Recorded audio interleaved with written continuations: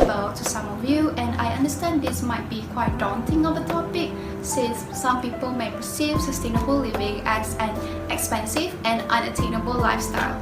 To understand, sustainable living has an intertwined relationship with what we consume. Today, we are consuming and using up finite resources at an accelerating pace while negatively impacting the environment in the process.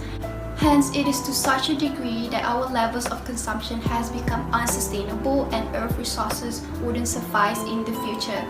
If we do not do anything to sustain our consumption, then ecological crisis will continue progressing.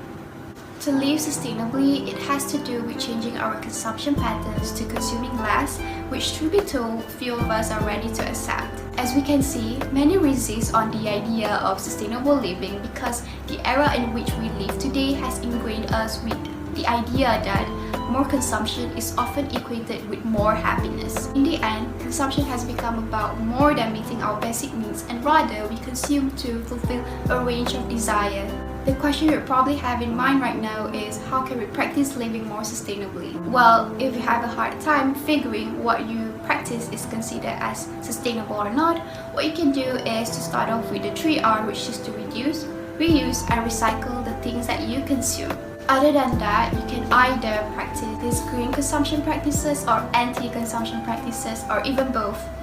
The difference between these two practices is, for example, a green consumption practice is to buy an organic pair of jeans, whereas an anti-consumption practice is to use an old pair of jeans and use it until it's time to dispose it, or maybe buy second-hand jeans instead.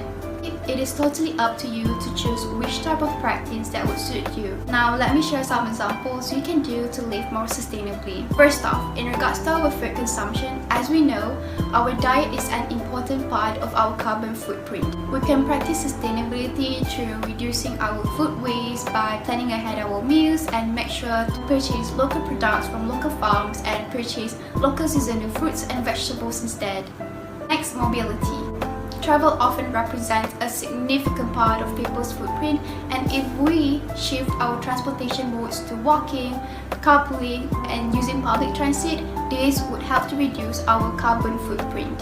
Aside from that, if you have the habit of buying on an impulse, it is important for you to start practice rethinking any of your buying decisions, to opt to buy items such as clothes from ethical and sustainable brands, so that this would ensure you that the clothes you buy is produced from a high quality, environment friendly, and would last you for a long time. In short, sustainable consumption behavior could be buy less items, buy good and lasting quality, and buy second-hand instead of buying new items. Thus, I would like to encourage people to stop buying on an impulse and instead buy things with a sense of purpose. Buying things with an intention is an easy way to practice living more sustainably.